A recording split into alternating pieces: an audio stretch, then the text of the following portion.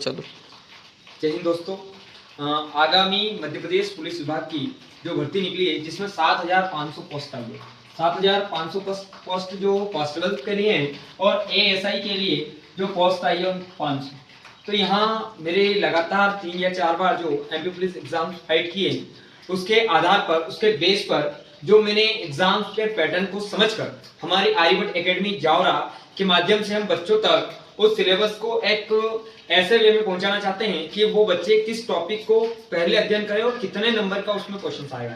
क्योंकि जो एग्जाम्स का जो लेवल होता है वो आपको कई बार एग्जाम देनी पड़ती है, उसके बाद में कई पेपर का डिस्कशन निकालना पड़ता है और उनका एनालिसिस करने के बाद ही आपको पता चल पाता है। पर हमारी एकेडमी इस परीक्षा को लेकर, जो मध्य प्रदेश पुलिस विभाग के कांस्टेबल की जो परीक्षा है उसको लेकर अपने प्रतिबद्धता से लगी हुई है। तो हमारी जो ऑफलाइन क्लासेस हैं वह भी जावरा में मंचापुरम रोड आंटिया चौराहा रेलवे स्टेशन के पास जावरा में क्लासेस चलती है। यदि आप डेली उस क्लास को अटेंड कर पाए तो जरूर आइएगा।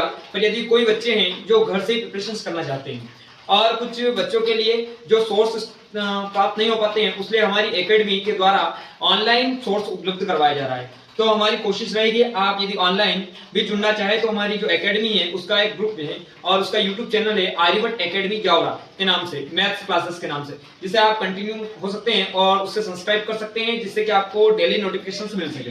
तो जो सिलेबस था उसको मैं एक फ्लो वे में बता देता हूँ आपको कि मैथ्स की क्लासेस, मैथ्स का जो रहेगा जो 32 से 35 नंबर तक का रहेगा। साथ ही तर्क शक्ति जो मानसिक अभिरुचि रहेगा वो 35 से 37 तक नंबर तक के क्वेश्चंस आएंगे और सामान्य ज्ञान का जो क्वेश्चंस रहेगा वो 30 नंबर तक का रहेगा। तो दिन में भी इससे पहले एक वीडियो अपलोड किया था, उसमें इसकी जानकारी दी है, पर अब उसका विस्तृत वर्णन, बच्चों के अच्छे कमेंट्स आए उसको ध्यान में रखते हुए हमने एक नया वीडियो अपलोड किया है जिसमें संपूर्ण जानकारी दी जाएगी कौन से टॉपिक से कितने क्वेश्चन आएंगे। तो आइए देखते हैं मैथमेटिक्स का।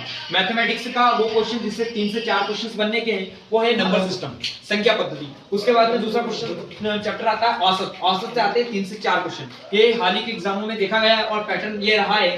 पीबीएसबी जो एग्जाम्स लेती है उसका पैटर्न ये रहा है। उसके बाद में जो प्रतिशत से, परसेंटेज से जो क्वेश्चन आते हैं वो 2 से 3 क्वेश्चन देखने को मिले हैं। लाभ हानि से 2 से 3 क्वेश्चन, एसआई और चक्रवृद्धि ब्याज और साधारण ब्याज से 2 क्वेश्चन देखने को मिले।